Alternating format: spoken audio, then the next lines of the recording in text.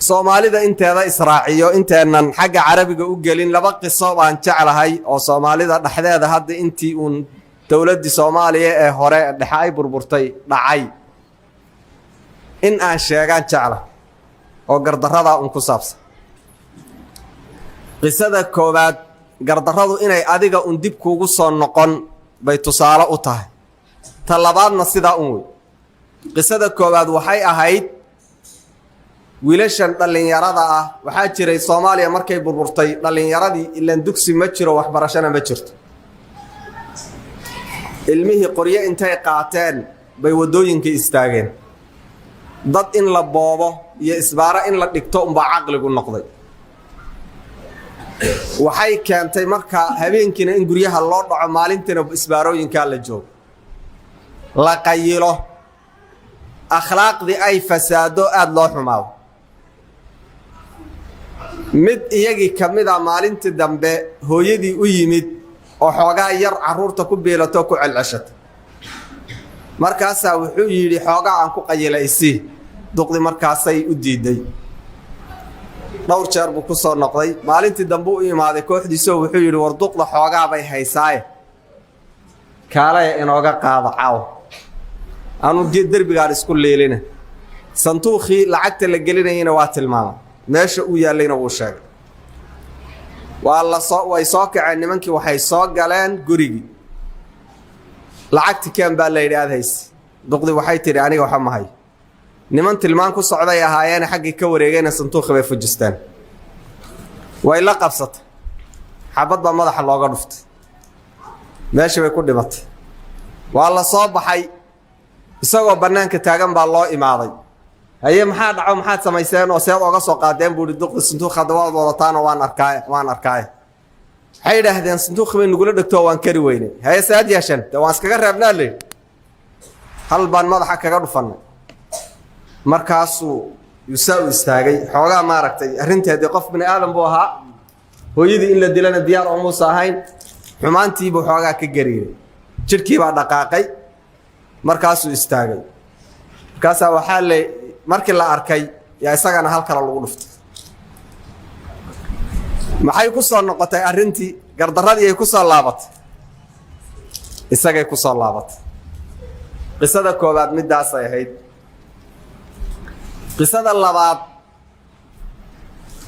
isla arrimaha un ka dhacday laba nin baa saaxiibo ahaa kolba aniga qisada iyada ah dadkii goob jooga ahaana way ii warameen jaraa'idkana aad baa loogu qoray baa leeyahay laba nin baa saaxiibo ahaa intaysan dawladii hore burburin afgooyana wuxuu ku lahaa nin kamida beera aad u fara badan oo qurux badan markii la qaxayay buu saaxiibkii beerihii ku wareejiyo wuxuu yiri beerahan iskana maal ina badbaadi qaxooti buu galay oo qax buu galo muddo dheer buu socday muddo kadib buu soo laabtay hadduu soo laabtay wuxuu is yiri bal ninkii saaxiibka ahaa iyo wuxuu hayaadu imaatay ninkii wuu imaaday aad buu soo dhaweeyay oo marti qaaday si fiican buu maaragtay soo dhaweeyay markii la dhameystay baa wuxuu yiri niyahow hadii anna xoogaa dhibaataan galay beerihiina waad haysay iyo wixii hanti ahaa maxaa ka nool beerta aad bay qurux badan tahay way joogtaa waxaan rabaa buu in aan tagno oo bal beerti fiirino adna muddaad haysay hadda aan kala qaybsano qaybna aan ku siiyo qaybna aniga ay aan lahaado masaasa ha waayahay wal israacay beerihi baa la tagay beerihi markii la tagay ninkan waxa la xumaatay beerta in la kala qaybiyo beerteena la dhax qaadahayo labadooda bas yihiin iyo bustoolad madaxa kaga tiriyay ninka halkii ku nafbax hanafbaxa iska muusa tagine ay qaylo afka ku dhuftay talla ay saaxiibkay baa la dilay kana la sameeyay meel walba uu orday uu hanjabay dadkii oo dhan buu orday yaa dilay waa la isku soo kacay waa la soo diday ninkii oo meyd ah yaa meesha laga qaaday qabri baa la qoday qabrigi markii la qoday oo ninkii qabriga qarkiisa la dhigay buu yiraahday budiga intuu xagga istaagay hal qaada markii la yiri baa tab loo qaada la waay